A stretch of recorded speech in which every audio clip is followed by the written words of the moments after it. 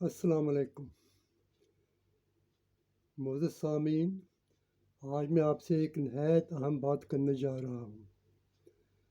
اگر آپ نے دھیان سے میری بات سن لی تو یقین کریں آپ بہت بڑے خسارے سے بچ جائیں گے۔ میں اپنی بات کا آغاز ایک چھوٹے سے واقعے سے کرتا ہوں۔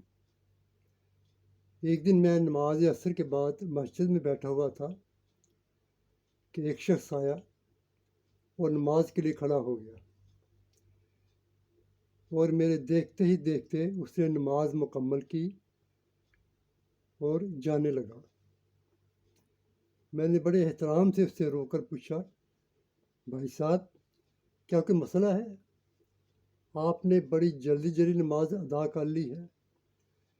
اس پر اس نے بڑا ہی عجیب سا جواب دیا، کہنے لگا، بھائی صاحب یہ نماز اللہ کا کام ہے اور اللہ کا کام جلدی جلدی کرنا چاہیے۔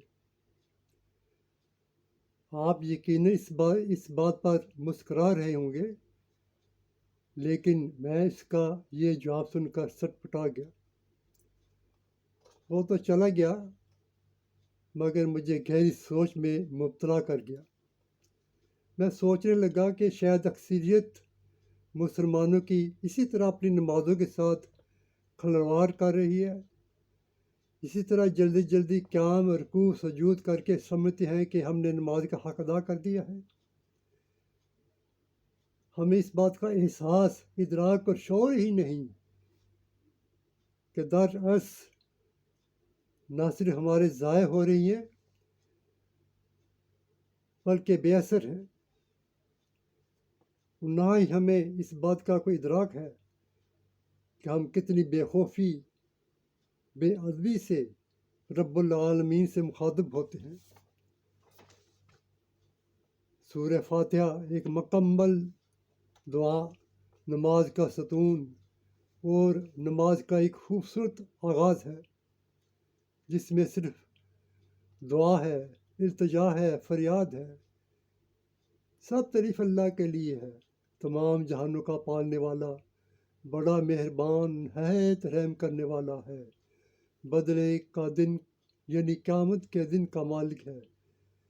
ہم صرف تیری ہی عبادت کرتے ہیں اور تجھ ہی سے مدد چاہتے ہیں، ہمیں سچی اور سیدھی راہ دکھا دے۔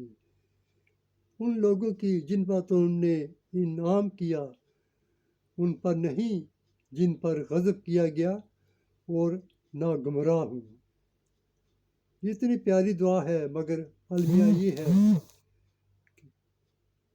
کہ ہم مسلمانوں کی اکثریت کو نماز کا مفہوم ہی معلوم نہیں، اس کی روح سے ناآشنا ہیں، اور سورہ فاتحہ کا ترجمہ بھی معلوم نہیں۔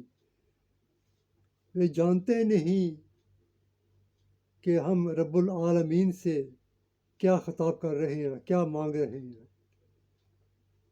دوسری طرف ہمارے سجدوں کی یہ حالت ہے کہ 3 سیکنڈ سے زیادہ ہمارے سجدے رکتے ہی نہیں، حالانکہ سجدہ وہ مقام ہے، وہ حالت ہے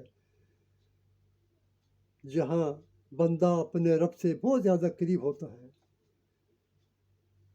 حضرت ثوبان نے رسول اللہ صلی اللہ علیہ وسلم سے ایک سوال کیا، یا رسول اللہ مجھے جنت میں لے جانے کا عمل بتائیے۔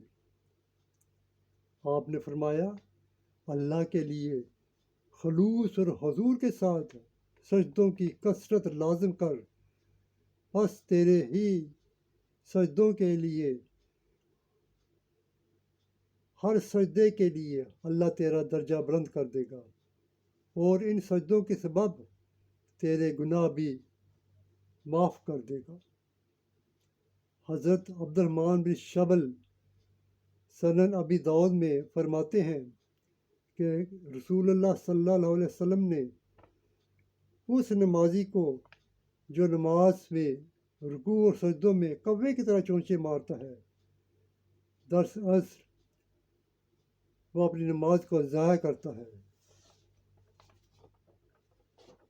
نبی کریم نے ایسے نمازیوں کو جو رکوع سجدے جلدی جلدی کر کے فارغ ہو جاتے ہیں، نماز میں اجرت سستی لاپرواہی برتتے ہیں، بے حضوری کا اظہار کرتے ہیں، انہیں بدترین چور کہا ہے۔ اب میں آپ کے سامنے ایک ایسی حدیث بیان کرنے لگا ہوں جو ہمیں بیدار کرنے اور جھنجھوڑنے کے لیے کافی ہے۔ ہم برسوں سے جو نمازیں ادا کر رہے ہیں، اللہ کے نزدیک ان کا کیا مقام ہے، کیا قدر ہے، کیا حیثیت ہے، اس حدیث کی روشنی میں ہم پر یہ واضح ہو جائے گا۔